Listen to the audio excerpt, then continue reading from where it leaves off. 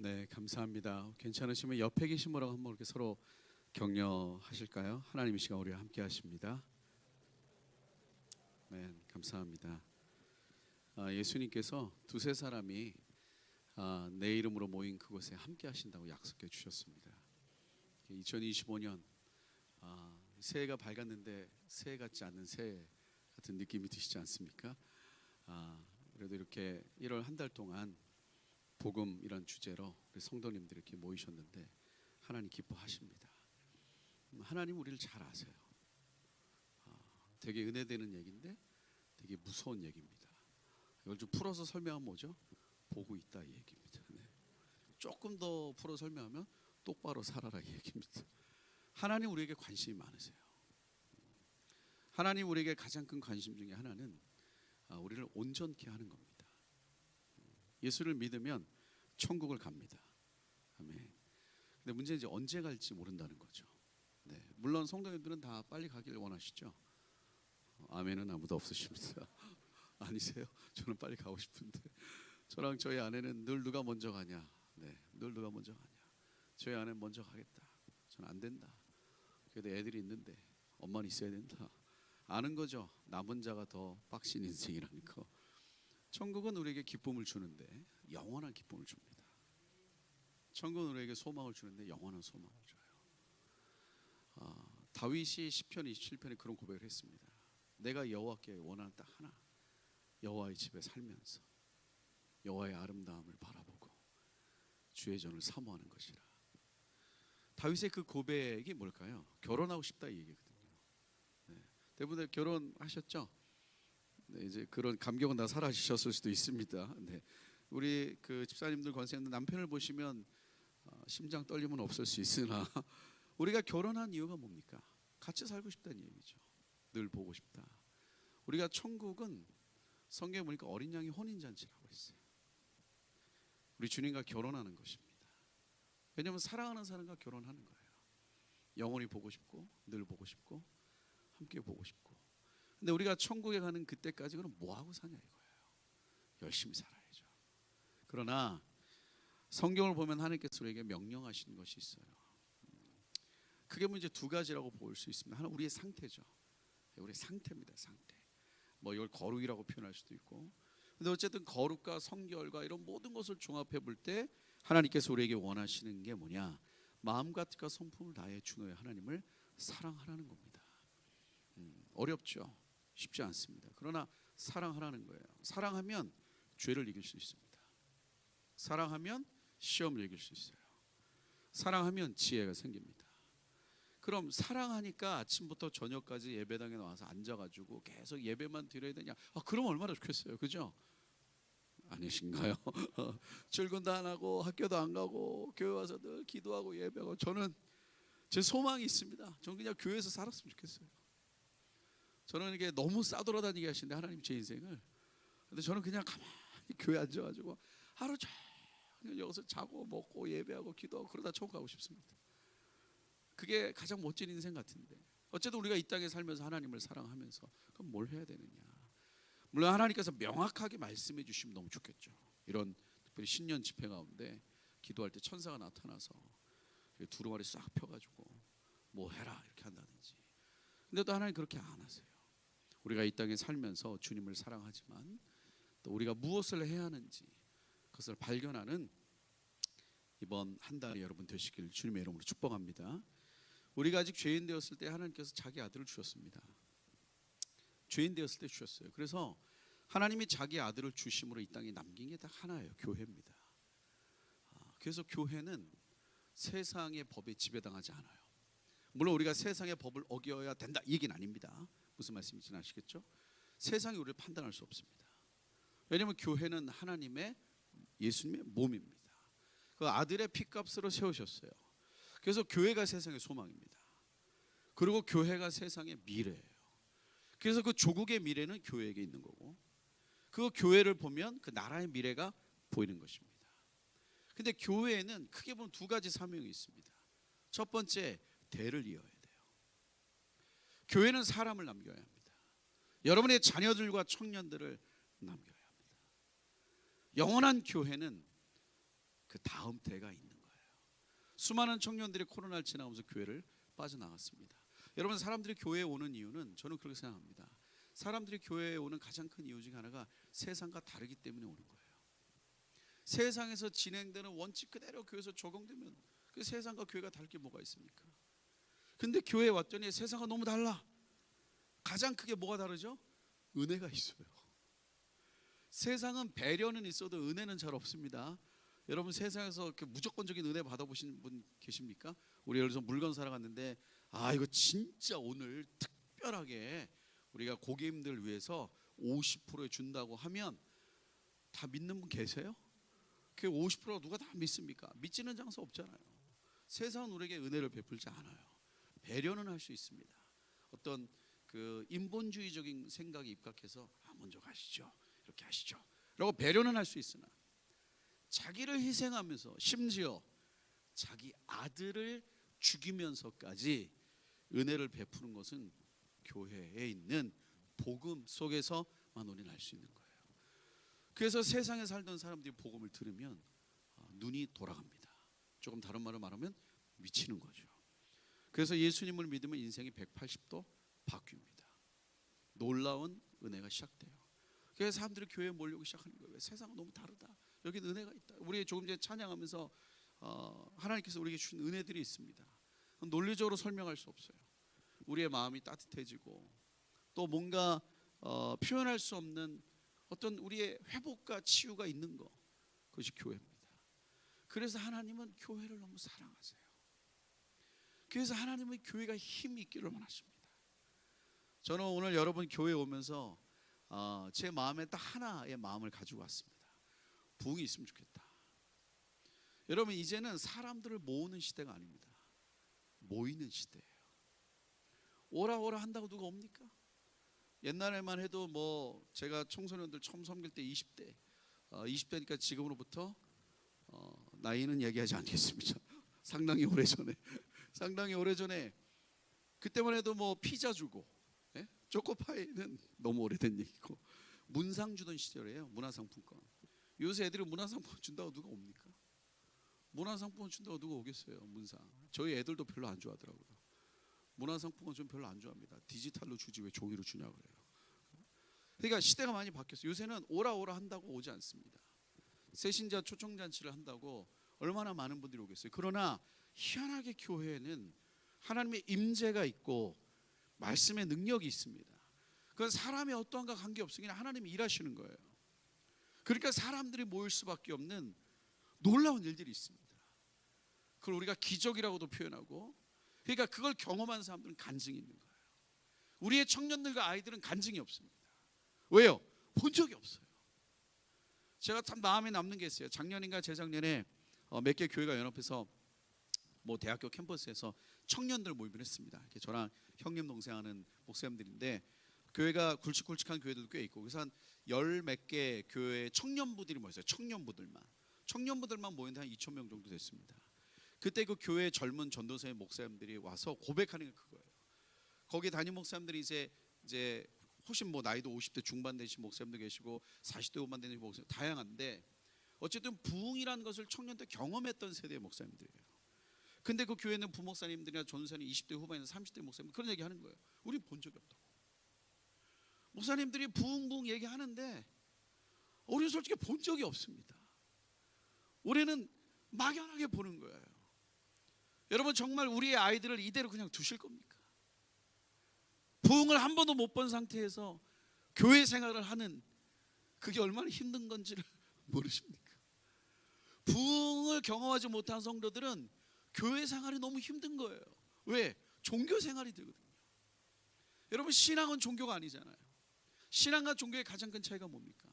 신앙은 자발성이 있는 거고 종교는 자발성이 확 줄어드는 거예요. 그냥 주일날 기계적으로 나옵니다. 요즘에 청년들이 얼마나 많은 자발성을 가지고, 근데 그 하나님을 향한 그 부흥을 경험한 자들의 특징이 뭡니까? 헌신을 하는 거예요. 사실 뭐 모르겠습니다. 우리 성도님 어떻게 들을지 모르겠지만 저는 헌신이라는 단어 되게 무색하다고 생각해요. 하나님이 자기 아들을 우리에게 주셨는데 우리가 그 몸을 하나 못 드립니까? 네? 하나님이 자기 아들을 우리에게 값없이 주셨는데 우리가 우리 삶을 드리는 게 그렇게 쪼잔하고 째째해서 되겠냐 이거예요. 옛날에 어떤 분이 저한테 그런 얘기 하시더라고요. 송사님, 저는요 정말 하나님께 다 드리고 싶어요. 그죠? 드리세요 그냥 깔끔하게. 근데 약간 두려워요 그러더라고. 뭐가 두려워요 집사님? 그냥 어떻게 해야 될지 모르겠어요. 집사님, 간단해요. 그냥 기도실 가서 고백하시면 돼요.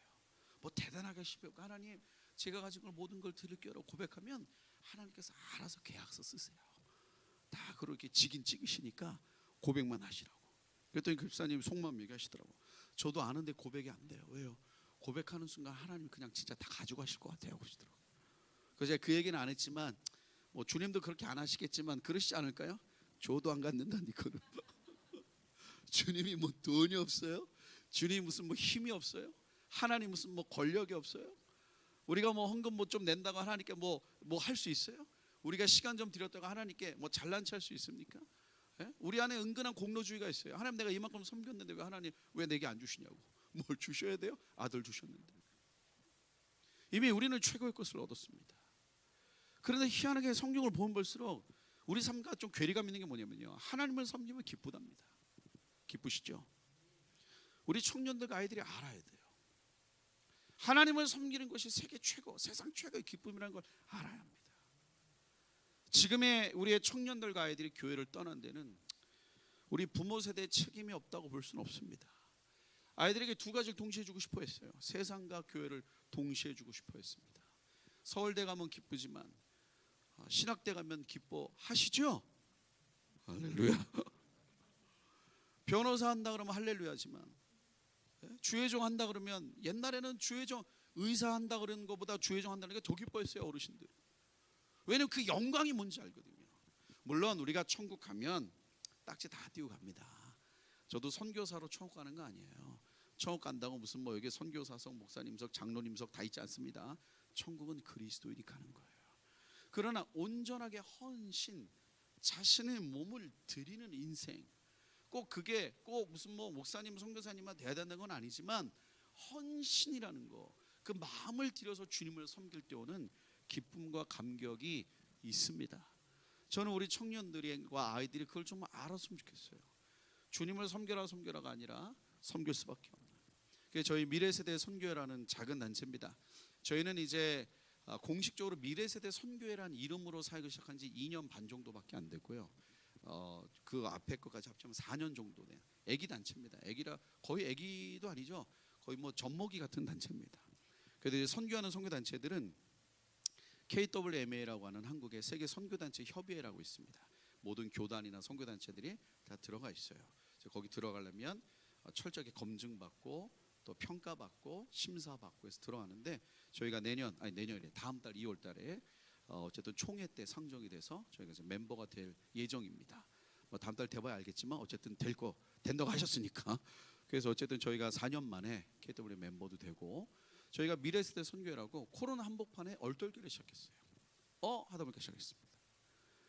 그 사무실을 얻어야 되는데, 저는 이제 이스라엘의 마지막 선교지에 있었습니다. 제가 예루살렘에 살았어요. 여러분, 예루살렘에 살면요 정말 한국 오기 싫습니다. 저는 지금도 정말 가고 싶어요.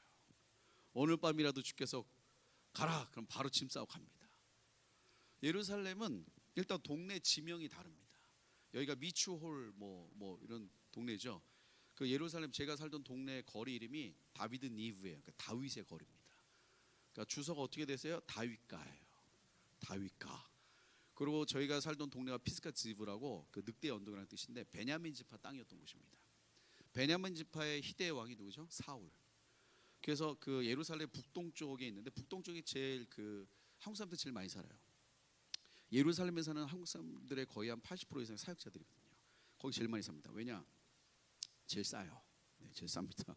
거기 아랍과 유대인 말이 섞여 있어가지고 일반 유대인들, 돈 많은 유대인들 그걸로 안 갑니다. 근데 한국 사람들 다 거기 사는데, 저희도 이제 거기 살다가 이제 예루살렘 시내나 이렇게 나오려면 이제 트램이라고 지상철을 타고 나와야 되는데, 그 저희 집 앞에 있는 역 이름이 아담 스테이션, 아담이에요. 이분은 없어요. 아담만 있습니다. 근데 그 여기서 그 트램을 타면 이렇게 바로 지나면 저 산꼭대기에 사울의 성터가 보입니다. 매일 봐야 돼요.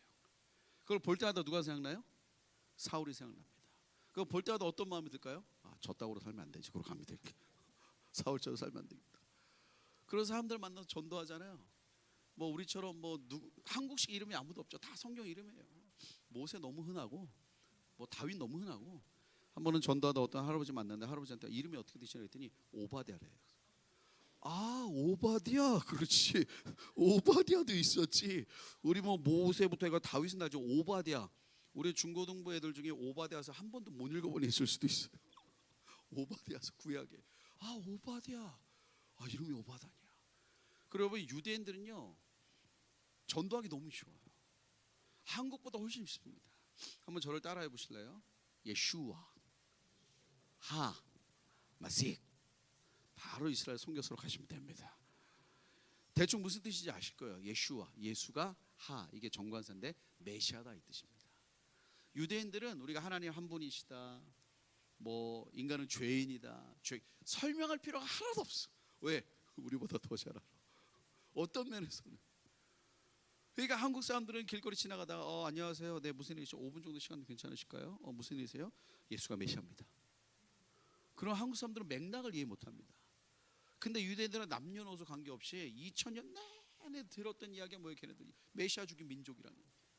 그러니까 예수에 대해서 아주 치를 떨어요. 그러니까 예수가 메시아라는 게 성경에서 의미하는 게 뭔지를 정확하게 압니다. 인정하지 않을 뿐이에요. 인정하지 않을 뿐. 그러니까 예루살렘에 살면 너무너무 좋고, 그리고 예루살렘은 전 세계에서 유일하게 도시가 안식일을 지킵니다. 금요일 날 한 2시에 3시 사이가 되면요, 예루살렘 온 도시에 차가 멈춰요. 트레인 멈추고 버스가 모든 가게가 문을 닫습니다. 여러분 도시 전체가 안식일 지키는 데 가보셨어요? 얼마나 평안한지 모릅니다. 너무너무 평안해. 특별히 우리 한국 사람들처럼 일 중독된 사람들은요 처음에 막 이렇게 막 뭘 해야 될지 몰라요. 너무 조용해서. 그리고 쾌합니다. 그래서 진짜 성경대로 유대인들을 좀 신앙 있는 유대인들은 금요일 날 한 오전부터 먹을 걸 다 준비합니다. 그래서 일주일에 한 번씩은 엄마들이 밥 안 합니다. 빨래도 안 해. 금요일 날 미리 만들어 놓은 밥을 해. 너무 좋죠. 모든 어머니들 권사님들 예루살렘으로 가시기 바랍니다. 밥 안 해. 하면 안 돼. 그때는 밥도 하면 안 돼. 그리고 이제 회당을 가서 예배를 드리는데, 저희가 유대인 마을에 살았거든요. 유대인들이 지독한 사람들 진짜 지독해요. 저희가 이렇게 빌라 같은 데인데 한 번 이렇게 오는데 저희 앞집에 사는 그 할아버지가 있어요. 할아버지가 안식일 날 그러니까 금요일에 토요일 날 넘어가면 밤 11시쯤에 11시 반쯤 됐나 저희 집 문을 두드리시더라고요. 내복 차림으로. 그래서 제가 이렇게 구멍으로 봤더니 그 앞집 할아버지예요. 유대인 할아버지. 그 문을 열더니 무슨 일이냐? 그때 할아버지가 안주부주 못해가지고 헬품이 자기 도와달라는 거예요. 그래서 제가 이제 그 밤에 내복 차림으로 나와가지고 너무 황급하게 도와달라니까 급한 일이 생긴 줄 알고 뭐 할머니가 쓰러지셨나, 무슨 일이냐 갔어요. 근데 할머니는 우아하게 소파에 앉아가지고 이렇게 쳐다보시더라고. 무슨 일이냐? 그때 할아버지가 날씨가 너무 추운데 내가 깜빡이고 보일러를 못 켰대. 근데 지금 안식일이라 보일러 키면 안 된대. 일하면 안 된대. 그러니까 네가 이방인이니까 와서 켜달라고. 그래서 제가 예, 그래가지고 우리가 가끔 할아버지가 깜빡하세요. 그 보일러 못 켰어. 그럼 이방인인 저희 집을 두드립니다. 그럼 이제 그 다음에는 보일러 그렇게 가가지고 들어줍니다. 그리고 회당 갔다가 오다가 이제 계단도 올라가면 안 돼. 저기 엘리베이터 타면 안 됩니다. 일하는 거니까. 그럼 엘리베이터 앞에서 기다리세요. 그리고 우리 같은 이방인이 오잖아요. 그럼 타가지고 눌러달라 그래. 그래서 유대인들만 사는 아파트 가면요, 그 안식일이 되면 모든 층에 엘리베이터에 눌러져 있습니다. 24시간. 그리고 그 냉장고도요 원래 키면 그 사용하면 안 됩니다. 유대 율법상. 그래서 그 안식일이 딱 되면 냉장고를 열어도 불이 안 켜지는 타이머가 달린 냉장고가 있어요. 그래서 냉장고를 열어도 불이 안 켜졌기 때문에 이거는 율법을 어긴 게 아니야. 지들 마음이에요. 웃겨 아주. 그리고 몇 보 이상 걸으면 안 되는 거 다 있잖아요. 탈무드에도 있고. 그래서 철저하게 지키는. 근데 어쨌든 그 이 안식일이 얼마나 평안한지. 혹시 삶에 지치고 마음에 여유가 없는 분들은 예루살렘 가서 한 2, 3주 푹 쉬다 오시면 그 안식일이 주는 고요함이 있어요. 그래서 저는 거기서 제 인생을 다 바칠 마음으로 있었습니다. 2020년에 하나님께서 급박하게 돌아오게 하셨고, 갑자기 하나님 한국교회 청년과 다음 세대에 대한 마음을 주셨고, 한국교회 마지막 찬스에 대한 마음을 주셨습니다. 하나님의 한국교회 한 번 더 기회를 주실까요? 저는 예루살렘에 있으면서 교만했던 마음이 있었습니다. 한국교회는 끝나지 않았나 이런 마음이 있었어요. 한국교회가 사라졌다 이 얘기가 아니라 부흥은 이제 없지 않을까, 부흥의 시대는 끝난 것이 아닌가, 이런 마음이 있었는데, 그때 하나님께서 제 마음이 기도하던 중에 저랑 저희 아내에게 한국에 돌아가라는 강력한 마음을 주셨고, 어쨌든 한국교회에 대한 마음을 주셔서 막 계속 갈등하면서 기도하고 있었을 때 제가 예루살렘에 전도 나갔다가 한 청년을 만났어요. 백인이에요.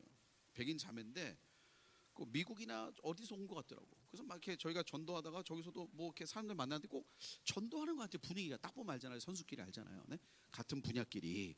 그래서 이렇게 중간에 가다가 너 어디서 왔냐 그랬더니 네덜란드에서 왔더라고요. 오, 그럼 너 아까 혹시 뭐 했냐 물어봤더니 자기가 가스펠을 전했다는 거예요. 복음을 전했다. 여러분 혹시 네덜란드 가보셨습니까? 네덜란드는 지금 엄청난 나라예요. 대마초가 합법이고 성매매가 합법인, 전 세계에서 동성애를 최초로 인정했던 나라 중에, 제가 작년에 네덜란드 갔는데 네덜란드 모 한인교회 앞에 성매매 여성들의 인권을 옹호하는 동상이 걸려 있더라고요. 교회 앞에. 거기 네덜란드에서 거의 20몇 년 사신 집사님이, 저희가 네덜란드에 가면 고후 미술관이 있거든요. 거기 이제 아이들하고 프로그램이 있어서 갔는데 그 미술관 이렇게 안내하시는 분이 한국 분이셨는데 20몇 년 사셨대. 딸이 있는데 자기 딸 친구 중에 4명 중에 3명을 레즈비언이래요. 아무도 얘기 안 합니다. 대만 냄새가 얼마나 지독하고 얼마나 음란하고, 네덜란드는 영적으로 정말 엄청나요. 그러니까 어떤 이미지가 있었냐, 마음속에 네덜란드 교회가 무슨 힘이 있을까 이런 생각이 있었단 말이에요. 근데 그 네덜란드에서 온 20대 청년이 너무 신실하게 복음을 전하고 있더라고요. 그리고 예루살렘 안에 있는 그 올드시티라고 있어요. 옛날 동네. 거기서 자기네 팀들이 모여 살면서 유대인 청년들에게 전도하고 있다. 제가 그때 굉장히 충격을 받았어요. 진짜 하나님은 남은 자들을 남겨두시는구나. 한국교회가 기울어져 가는 것 같지만 하나님의 역사는 멈추지 않습니다. 한국교회가 힘을 잃은 듯 보이지만 하나님은 다시 시작할 수 있는 교회들을 찾고 계세요. 여러분의 교회가 그런 교회가 되기를 바랍니다. 그럼 하나님의 뜻에 따라 다시 시작하려면 하나님의 바람을 타야 돼요. 그럼 하나님의 바람이 무엇인가? 여러분 오늘 우리가 읽은 이 본문을 보면 저는 제가 가장 좋아하는 본문 중에 하나입니다. 그리고 읽을 때마다 너무 감격적인 본문이에요. 자, 여러분 대충 다 아시겠지만 잠깐 우리가 이 본문을 나누면 바울과 바나바가 1차 전도 여행을 하고 돌아왔습니다. 돌아왔더니 15장에 안디옥으로 왔더니 어떤 일이 벌어졌냐? 어떤 사람들이 유대로부터 내려와서 형제들을 가르치되 너희가 모세의 법대로 할례를 받지 않으면 능히 구원을 받지 못하리라 합니다. 자, 우리는 한 2000년 지났기 때문에 정리됐어요. 여러분 할례 받아야 구원받습니까? 예수 믿어야 구원받습니까? 예수 믿어야 되죠. 우리가 율법을 지킴으로 구원을 얻습니까? 믿음으로 구원을 얻습니까? 믿음으로. 근데 이때는 이게 정리되지 않았어요. 여러분 성경을 읽는 것도 중요하지만 어떤 관점으로 보느냐가 중요합니다. 우리가 이제 신학적 관점이라고도 할 수 있어요. 저희 아내도 목사긴 하지만 저랑 저희 아내도 약간씩 이게 동의 안 되는 부분들이 좀 있습니다. 네. 이런 부분은 이런 거 아니야? 그럼 저희 아내 이런 거 아니야? 라고 합니다. 네, 뭐 이런 것들.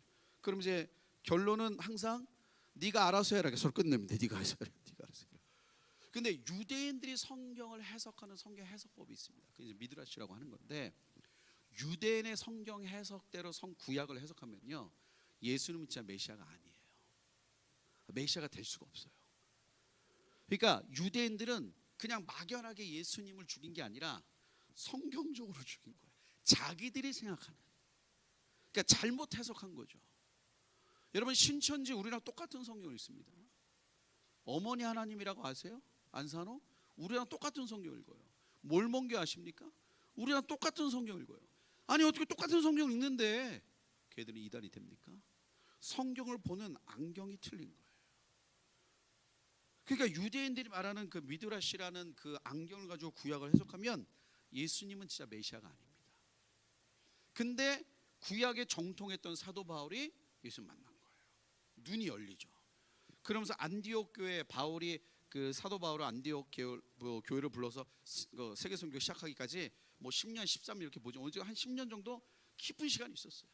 그때 바울은 자기가 평생 공부했던 구약을 예수 그리스도의 십자가의 관점으로 다시 해석을 한 겁니다. 거기서 내린 결론이 뭐예요? 믿어야 구원받는다는 거예요. 믿음으로 구원받는다는 거예요.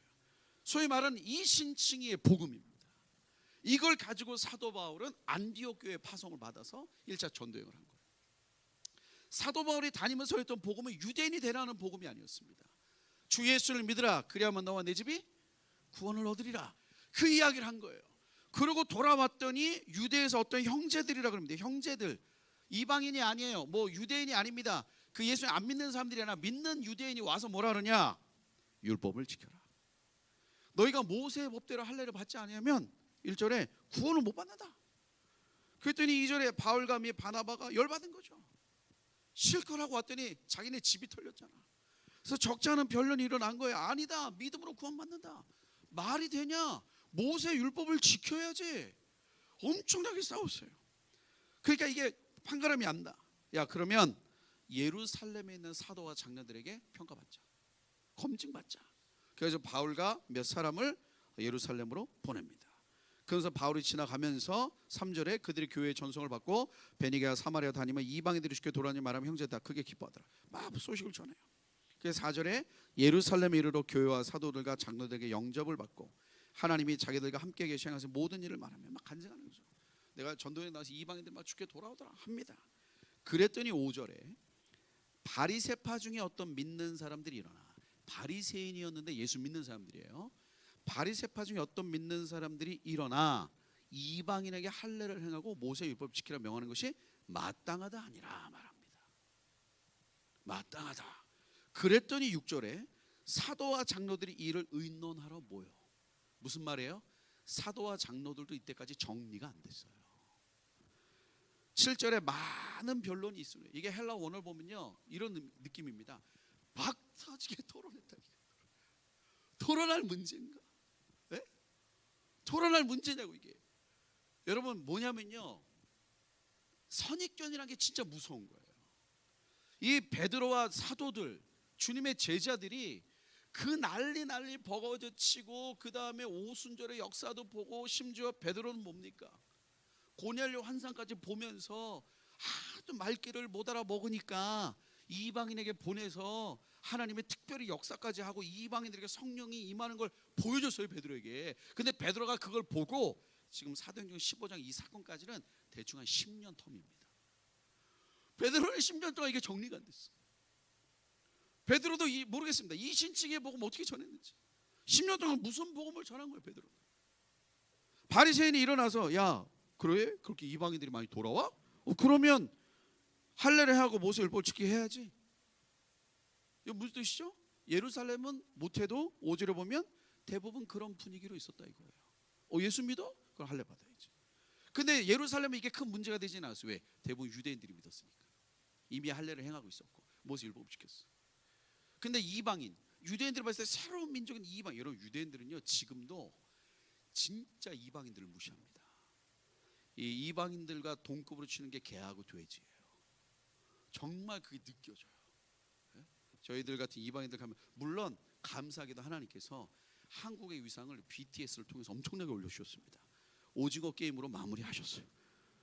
그래가지고 그렇게 민족을 배척하는 유대인들도요 한국 사람들 보면 너무 좋아요. 저도 거기 있을 때 비자 때문에 어쩔 수 없이 이제 신학교나 이런 게 히브리 대학교에서 다닐 때 그 유대인의 젊은이 대학생들이 저 보면요 자꾸 말을 걸어 한국 사람인 거 알고. 이제 제가 이제 외모가 약간 한국 쪽은 아니어가지고 처음엔 좀 당황해요. 처음에 뭐 니아오 했다가 뭐 곤니치와 했다가 뭐 여러 가지 하다가 결국 하나 이제 한국 사람이면 그럼 막 말을 걸고 와가지고 뭐 오빠 그래요. 우리 아내도 나한테 오빠 하라는데 이제 사랑해 그러고. 그 이스라엘 가보시면 아시겠지만 이스라엘은요 들어갈 때보다 나올 때가 너무 힘들어요. 왜냐면 비행기 테러에 대한 이 트라우마가 강해가지고 나올 때 엄청나게 심사를 빡시게 합니다. 막 검사하고.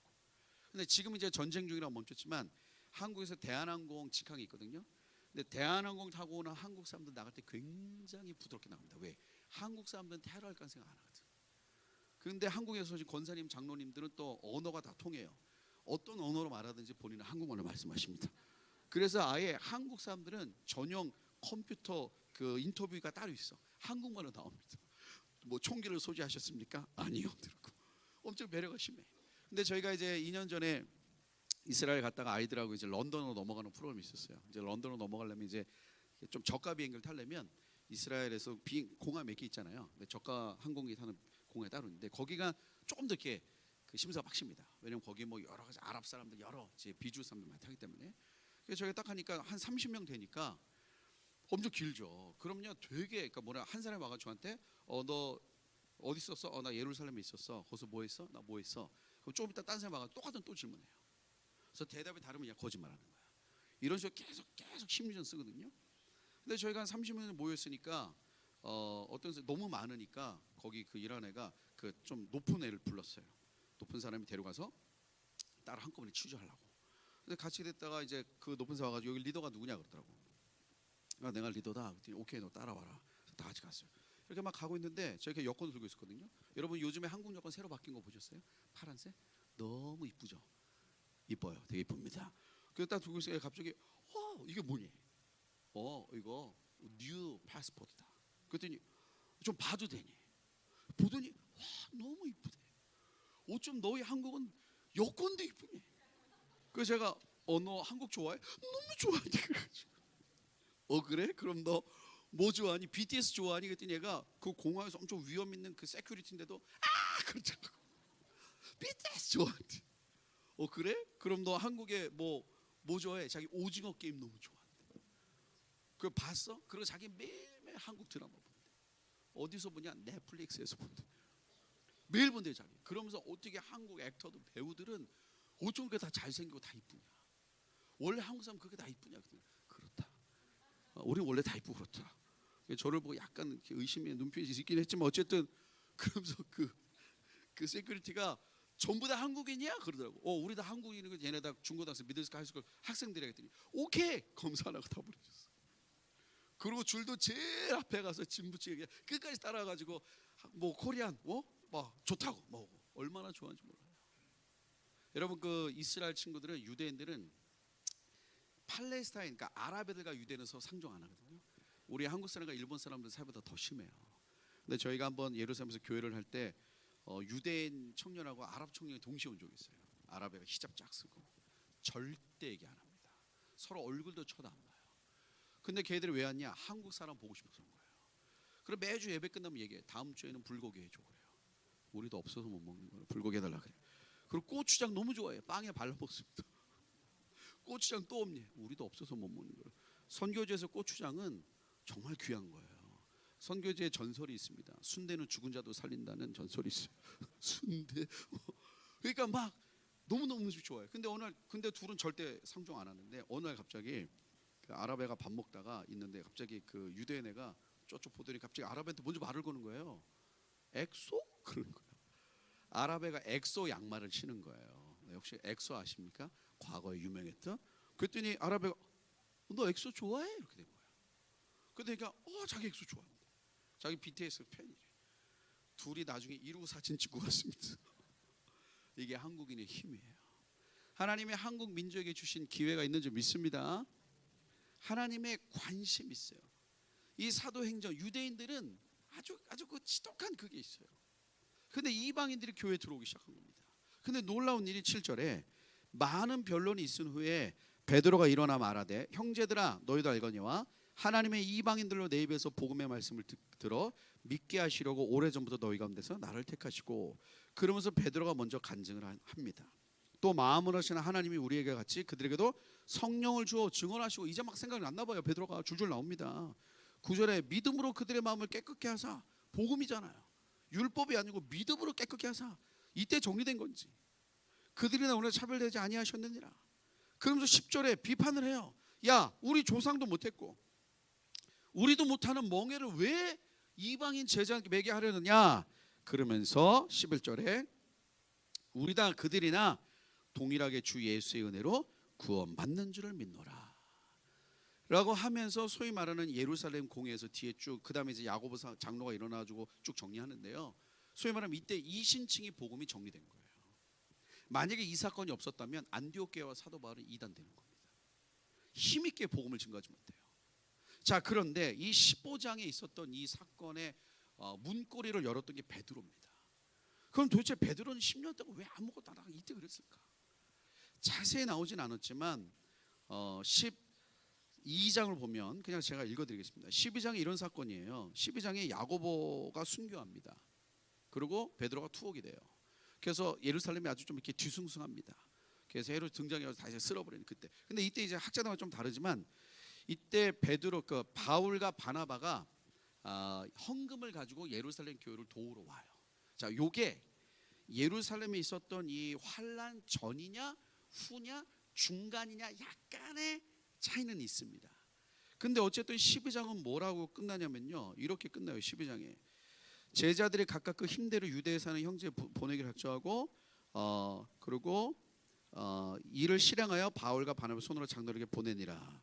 그러면서 그들이 11장에 보내니라 작정을 하고 12장 마지막에 바나바 사울이 부조하는 일을 마치고 마가라 하는 요한을 데리고 예루살렘에서 돌아오니라. 그러니까 12장 사건 마지막은 바나바 사울이 부조하는 일을 마치고 예루살렘에서 돌아온다라고 표현했기 때문에 아마 그 예루살렘의 환란 날에 바울과 사울, 바나바는 거기 있지 않았을까 추측할 수 있는 거예요. 자, 바울이 갔더니 뭐예요? 난리가 난 거야. 지금처럼 뭐 SNS가 있습니까? 뭐 유튜브가 있습니까? 베드로가 잡혔다는 겁니다. 근데 12장에 보면 그런 사건이 있어요. 베드로가 자고 있는데 천사가 나와서 이렇게 툭툭 치는 장면이 나옵니다. 무슨 뜻이죠? 일어나라 얘기해요. 베드로 그 다음날 처형될 예정이었거든요. 근데 형님이 담대하셨는지 깊이 주무시고 계신 거야. 근데 천사가 야 일어나간 거야. 그래서 베드로가 이게 꿈이냐 생시냐 이러면서 와서 마가라는 집에 옵니다. 그때 성도들이 뭐 하고 있었어요? 기도하고 있었을 거예요. 추측하기로는 사울이 예루살렘에 갔다 이 소식을 듣고 어디에 갔을까요? 마가라는 집에 갔을 거예요. 거기서 같이 기도하지 않았을까요? 왜요? 너무 초유의 사태니까. 근데 갑자기 뜬금없이 그 밤에 베드로가 나타난 겁니다. 그럼 베드로가 사울이 만났을까요? 안 만났을까요? 저는 만났을 것 같아요. 왜? 베드로를 리더격이 있고 베드로 입장에서 들은 거죠. 떠오르는 사역자가 있다. 저기 어디에 누구냐? 그 사울이라고 우리 막 잡아서 죽이던 애인데 걔가 예수님 만나가지고 돌아왔다. 진짜야? 그 이상한 애 아니야? 그래서 아마 그때 좀 얘기하지 않았을까요? 먼저 된 선배로서 저는 그때 베드로가 바울을 통해서 들었을 것 같아요. 사울을 통해서 이신칭에 대한 개념을. 예수를 믿어야만 구원을 받을 수 있는 것이다. 예수로만 구원을 얻을 수 있는 것이다. 하나님의 섭리 속에 일어났던 만남. 만약 베드로와 바울의 이 만남이 없었다면 어쩌면 사도행전 15장의 역사도 없었지 않았을까 하는 생각이 좀 있는 거예요. 하나님은 하나님의 섭리대로 하나님의 사람들을 만나게 하셔서 그분의 뜻을 이루어 가십니다. 근데 이때 하나님이 원하시는 하나님의 섭리의 가장 중요했던 건 뭐예요? 이신칭의의 복음을 완성하는 거였어요. 하나님의 나라, 예수 그리스도를 믿으면 이제는 하나님의 나라 속에 우리가 들어가서 그 천국 복음으로 우리가 인생을 사는 것입니다. 우리의 삶에 하나님을 끌어들이는 게 아니라 하나님의 나라에 우리가 들어가는 것입니다. 믿음으로.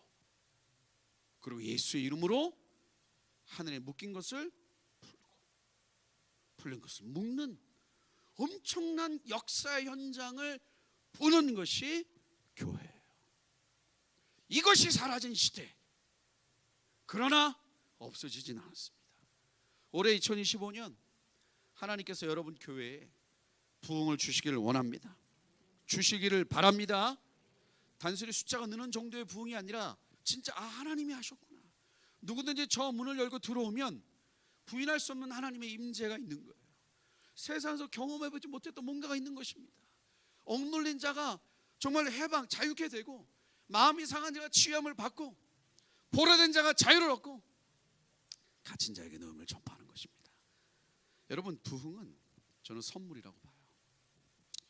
부흥을 위한 부흥은 없습니다. 부흥 그 이후가 중요해요. 그래서 가장 예레미야 그 선지자에게 하나님께서 예루살렘이 가장 어려울 때 막 그 이방의 민족이 들어와서 포로가 되고 전쟁에 기근하고 막 그 난리치는 가장 혼잡할 때 하나님이 예레미야 사도에게 뭐라 그랬습니까? 너는 내게 부르짖으라. 내가 내게 크고 비밀한 일을 보이리라. 여러분 지금 이 시대 한국교회에 하나님이 원하시는 게 뭘까? 우리 그거 붙잡아야 되거든요.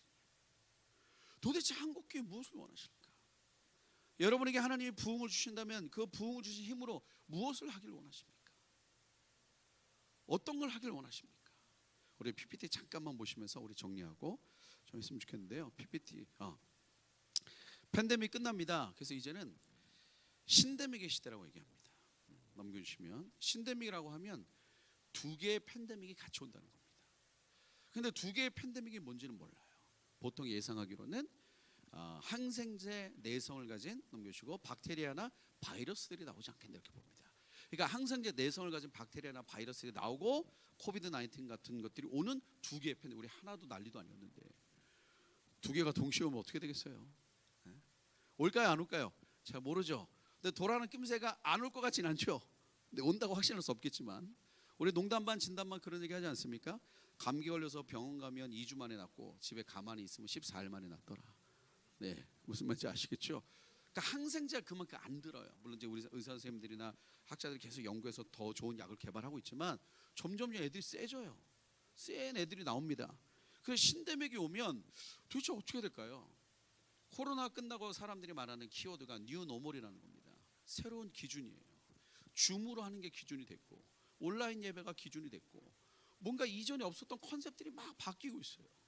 여러분 GPT라고 아시죠? 생성 AI. 주님만 아시면 됩니다. 그렇죠? 요즘 대학생들 다 GPT. 학교 선생님들의 80%가 GPT를 쓴다고 해요. 뭐든지 물어보면 해주는 AI가 너무너무 발전이 빨라요. 제가 한 번은 저도 GPT를 가끔 쓰거든요. 뭐 연구할 때 툭툭툭 보내보는데 제가 무슨 성경 말씀을 주고 설교문 좀 짜주라 그랬어. 그때 저희가 그 선교 학자들끼리, 그러니까 선교학을 공부하는 학자 뭐 교수님들 이렇게 모여가지고 이런 화면을 켜놓고 그냥 한번 해봤어요. 진행하신 분이 자 사도행전의 몇 장 몇 절을 어떻게 해줘라고 했더니 얘가 쫙 정리해 주는데 저희가 읽다가 모르게 아멘이 나오더라고. 너무 잘 정리해요. 그것만 보면 아멘. 그리고 제가 조그만 신학교에서 학생들 가르치는데요. MDB 학생들 가르치는데 제가 한번 테스트를 해봤어요. 그냥 일반 세상 책을 GPT한테 주고 야 내가 이 책을 그 신학생 MDB 학생들한테 이걸 가르치려고 하는데 이거를 그 기독교적 관점으로 좀 정리해 줄래? 그리고 몇 주짜리 좀 강의 한 만들어 줄래? 쫙 만들어 줍니다. 그리고 그 근거 말씀도 달아 줄래? 말씀 다 찾아줘. 그리고 제가 그걸 가지고 한 주 수업을 해봤습니다. 아무도 모르더라고.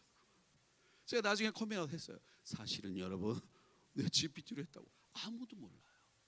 요즘에 페로소 같은 AI는요 좀 비싸긴 하지만 돈만 주면요 제 목소리 그대로 제 제스처 그대로 제 입모양 그대로 바로 영어로 더빙해 줍니다. 중국어 해줍니다. 몇십 개 언어가 돼요. 어느 날 갑자기 화면에 제가 나왔는데 중국어로 강의할 수도 있습니다. 그거는 제가 중국어를 배운 게 아니고 돈 주고 AI가 한 겁니다. 갑자기 일본어로 할 수도 있어요.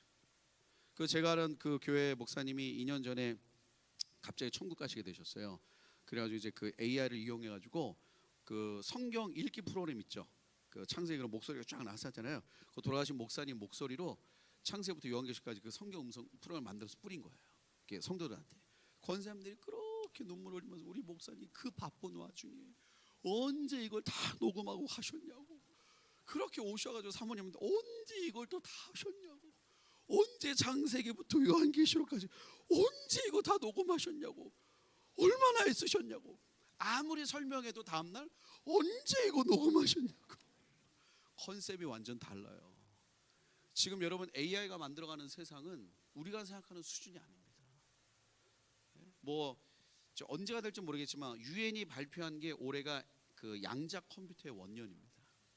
양자 컴퓨터라 하면 뭐 복잡하게 생각할 필요 없어요.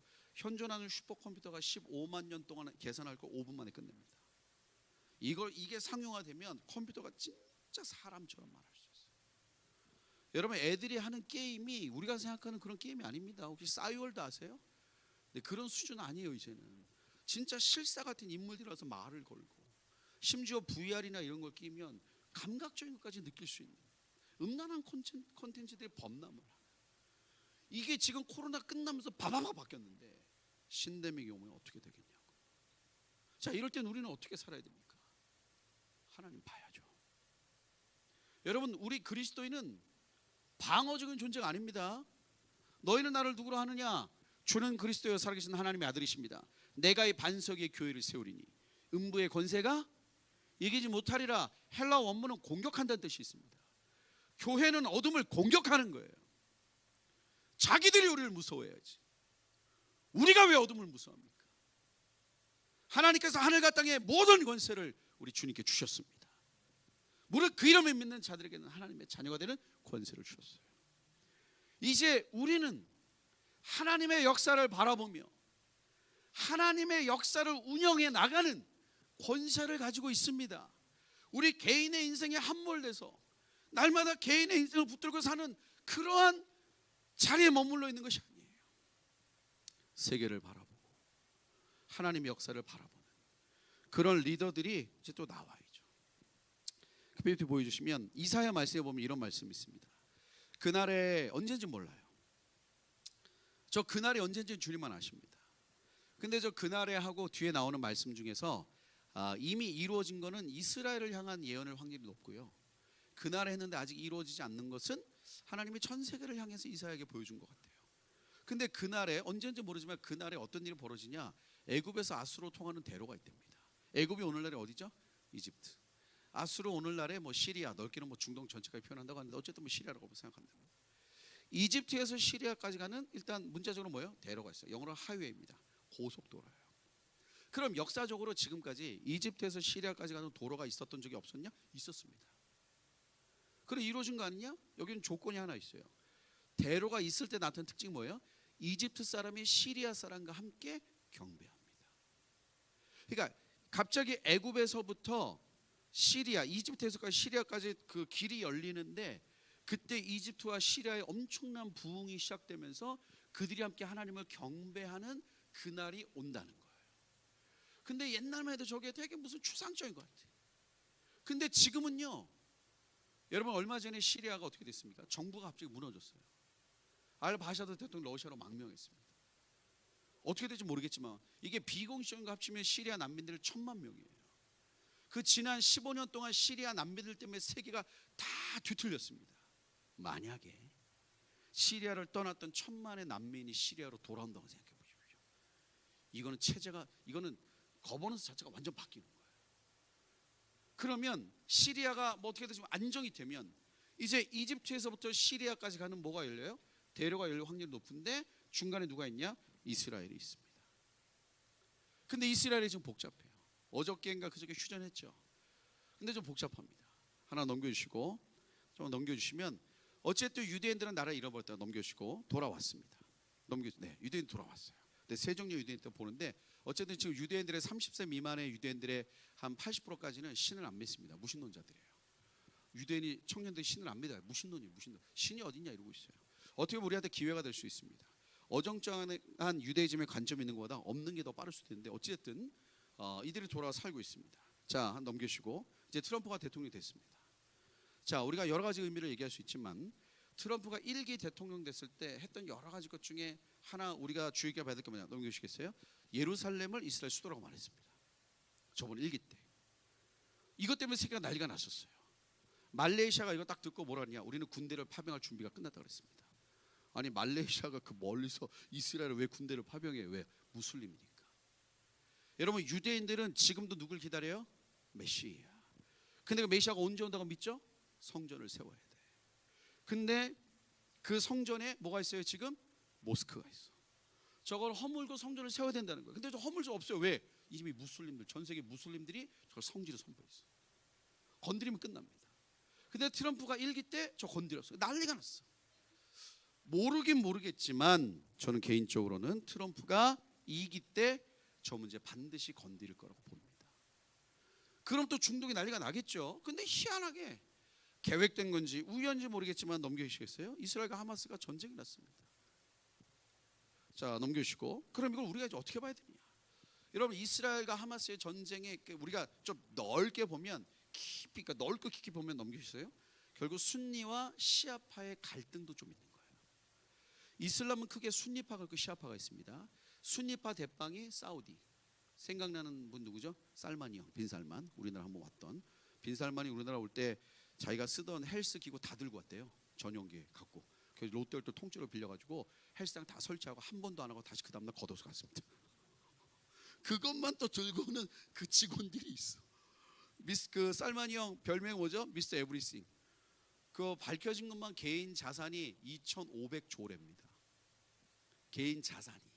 혹시 여기 어른들은 잘 모르시지만 롤이라는 게임 아세요? 요즘 애들이 엄청 좋아하는 롤이라는 컴퓨터 게임. 빈살만이 그 게임 너무 좋아하는데 한 달에 롤에 쓰는 돈만 20억 정도 된답니다. VVVVVVIP 아니겠어요? 1년에 200억을 게임해서. 근데 빈살만이 수장으로 있는 순위파가 있고, 그 다음에 이제 시아파는 핵심이 이란입니다. 넘겨주시겠어요? 근데 이란은 이스라엘 싫어합니다. 근데 사우디 시아파는 좀 달라요. 겉으로는 그렇지 않지만 사우디는 이스라엘과 화친 정책을 피고 싶어합니다. 그래서 만약에 이 전쟁으로 인해서 이란이 힘을 잃고 이란이 어떤 식으로든 중동에서 영향력을 잃어버리면 사우디의 힘이 강해지는 겁니다. 지금 벌써 트럼프가 딱 들어오자마자 휴전됐잖아요. 그럼 어떻게 되냐? 사우디와 이스라엘은 평화협정 맺을 가능성이 매우 높습니다. 넘겨주시겠어요? 예수님께서 말씀하셨거든요. 이방인의 추가 찰 때까지 예루살렘은 이방인들에게 밟힌다. 로마서에서 뭐라 그랬죠? 이방인의 충만한 수가 차면 유대인들이 돌아온다. 근데 이방인의 충만한 때가 찰 때까지 예루살렘 밟혀요. 근데 그동안에 예루살렘 엄청나게 막 좀 여러 가지 문제가 많아서 넘겨주셨어요. 그 핵심이 바로 저 성전 문제라고. 근데 만약에 이번에 사우디가 일어나고 뭔가 트럼프가 영향을 행사해서 지금 사우디하고 그 이스라엘이 넘겨주시겠어요? 넘겨주시면 확정된 건 아니지만 넘겨주시고, 저 성전을 반으로 가르자 이런 얘기 많이 있습니다. 반은 무슬림 쓰고 반은 유대인이 쓰자. 그러면 어쨌든 겉으로는 뭐가 시작되는 거예요? 예루살렘에 가짜 평화. 그러면 애굽에서 시리아로 가는, 아수로 가는 대로가 진짜 열릴 수도 있어요. 근데 지금 여러분 이집트와 시리아는 보세요. 시리아가 전 세계 10원이 흩어졌거든요. 난민들이. 그 난민들이 흩어져 제일 많이 들었던 게 뭐겠습니까? 복음이에요. 그 예수를 믿은 시리아 난민들이 엄청 많아졌다고. 그들이 시리아로 돌아갑니다. 그리고 대로가 열려요. 이사야가 말한 예언이 성취되는 시대에 우리 살고 있는 거예요. 지금 몇천 년 전에. 저는 이거 볼 때마다 막 전율이 이런 전율이, 야, 수천 년 전에 말한 게 지금 이루어지고 있어. 여러분 깨어서 시대를 봐야 됩니다. 깨어서 세상을 봐야 돼요. 우리의 인생에 어려움과 도전이 있지만 우리는 거기에 함몰될 신앙이 아닙니다. 하나님의 역사를 붙들 인생들이에요. 급변하게 바뀌고 있습니다. 하나만 넘겨주시면, 스가랴가 예언했습니다. 언젠지 모르겠지만 이방 백성 10명이 유다 사람 하나를 붙들고 하나님께 가자. 자, 어느 순간 때가 되면 전 세계 이방인들이 함께 일어나서 유대인들에게 복음을 전하고 함께 간다라는 이야기예요. 지금 그 시대로 빠르게 돌아가고 있습니다. 넘겨주시고, 하나만 넘겨주시면, 저희가 이번에 저희 팀이 단기 선거를 갔던데요. 넘겨주시고, 저희가 이번 겨울에는 저희가 주로 이제 아시아를 갑니다. 이번에 저희가 청소년들은 인도네시아 갔고, 그리고 어린이는 태국, 초등학생은 태국에 갔고, 어른들은 베트남에 갔고, 또 청년들은 이제 유로단 갔다 저희가 넘겨주시고 방콕에 다 모였어요. 방콕에서 한 19개 민족의 아시아 청년들과 아이들과 또 어른들도 있어서 모였습니다. 네, 넘겨주시고, 각 나라별로 장기자랑도 하고, 넘겨주시고, 얼마나 잘하는지 몰라요. 말레이시아 분들 넘겨주시고, 필리핀 분들 정말 잘하시더라고요. 넘겨주시고, 네, 말레이시아 전통 춤추고 넘겨주시고, 옛날에 우리 부채 추면 다 우리가 이겼는데 이제는 약간 안 돼요. 이렇게. 딴 팀이 너무 잘했어. 저에게 모여가지고 넘겨주세요. 필리핀, 베트남 뭐 이런 아시아의 청년들과 또 아이들이 한국의 아들과 함께 연합해서 넘겨주시고 계속 눌러주시면 될 것 같습니다. 함께 우리가 이 이사야서 말씀의 성취, 그리고 우리 주님이 약속하셨잖아요. 때가 되면 뭐다, 우리 아까 찬양했잖아요. 마라나타, 다시 오신다는 약속을 좀 기억하자.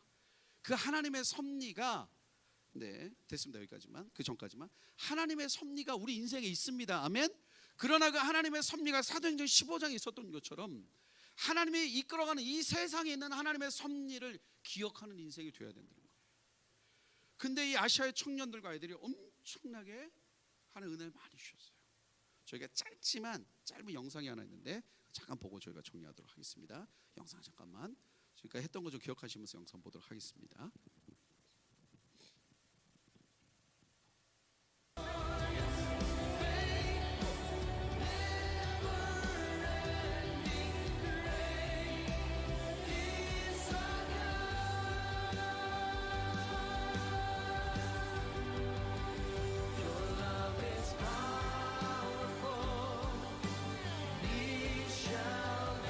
성령 임하시면 우리가 증인이 되는 것입니다. 교회는 증인의 삶이 있습니다.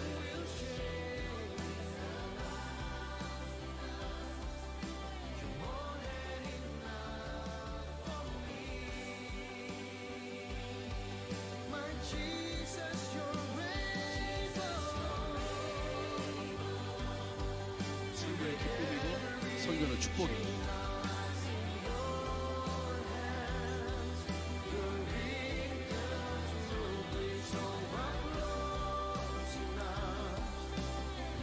제가 많은 나라를 가봤습니다. 이 아시아에도 많은 나라를 가봤는데 제가 이번에 너무 은혜를 받고 왔지만 굉장히 생각이 많아졌어요. 어떤 마음이 들었냐? 하나님께서 한국교회 청년들을 굳이 쓰셔야 하는 이유가 뭘까? 하나님의 한국교회 청년들을 굳이 다시 쓰셔야 하는 이유가 뭘까? 너무 당연합니까? 당연히 쓰셔야 되나요? 기도 제목의 차원이 다릅니다. 네팔에서 온 청년들의 기도 제목은 다 그거예요. 우리가 핍박을 당하고 있다. 핍박을 당하고 있다. 목숨을 걸고 예수를 믿고 있다. 기도 제목의 수위가 다릅니다. 우리 한국교회가 담당해야 할 위치는 무엇인가? 우리가 늘 리더였는 줄 알았지만 판이 바뀌고 있습니다, 여러분. 그런데 지금 하나님이 바꾸시는 이 판은요, 이런 형태가 있어요. 여러분 그 아이돌 아시죠? 뭐 걸그룹 같은 이 아이돌도 1세대부터 5세대까지가 있는데 어떤 선교사님이 저한테 설명해 주시더라고요. 5세대 아이들의 특징이 있대요. 한국 사람 2명, 외국 사람 2명 이렇게 설명돼요. 중국 사람 1명, 대만 사람 1명 이렇게 각 국적이 다른. 이게 뭐냐면 이 그룹은 한국에서 활동하면 한국 그룹이에요. 한국 사람들 있으니까. 근데 대만에 가면 대만 그룹입니다. 대만 사람 있으니까. 중국에 가면 중국 그룹이에요. 왜? 중국 사람 있으니까. 선교도 바뀌고 있어요. 이제 한국 사람들이 주도하지만 또 주도하면서 필리핀과 캄보디아와 또 베트남과 인도네시아의 청년들과 호흡을 맞추면서 함께 일어나야 되는 그 시점에 와 있습니다. 여러분, 이 글로벌 영적 리더십, 이 글로벌 파트너십을 가진 우리 청년들과 아이들이 일어나야 돼요. 그런 교회들을 피워내는 교회가 이제 앞으로 한국교회를 담당하는 것입니다. 그런 교회를 피워내면 어떻게 되냐? 여러분, 좋은 나무는 어디서 자라요? 좋은 밭에서 자랍니다. 그래서 부모 세대가 중요한 거예요. 어른들이 좋은 밭이 돼주셔야 됩니다. 어른들 가운데 먼저 선교의 영성이 흘러야 되고, 선교의 기쁨이 흘러야 되고, 선교의 결단이 흐를 때 그 속에서 자라난 우리의 아이들이 그냥 허구한 날 자기 인생 하나 붙들고 그냥 골골대는 것이 아니라 하나님이 일으키는 시대를 바라보고 역사를 바라보며 담대하게 예수 이름을 가지고 일어나서 전 세계 청년들과 함께 주의 역사를 감당할 그런 굵직한 리더들이 이제 우리에게 나와야 될 때입니다. 하나님은 그런 교회를 찾고 계십니다. 여러분의 교회가 그런 교회가 될 줄 믿습니다. 우리 옆에 계시면 한 번만 좀 격려하시고 좀 기도했으면 좋겠습니다. 주님 우리에게 새해를 행하십니다. 저희 같이 한 번만 찬양하고 우리 좀 기도하고 마치도록 하겠습니다. 찬양팀 좀 도와주실 수 있습니까? 네. 올해 2025년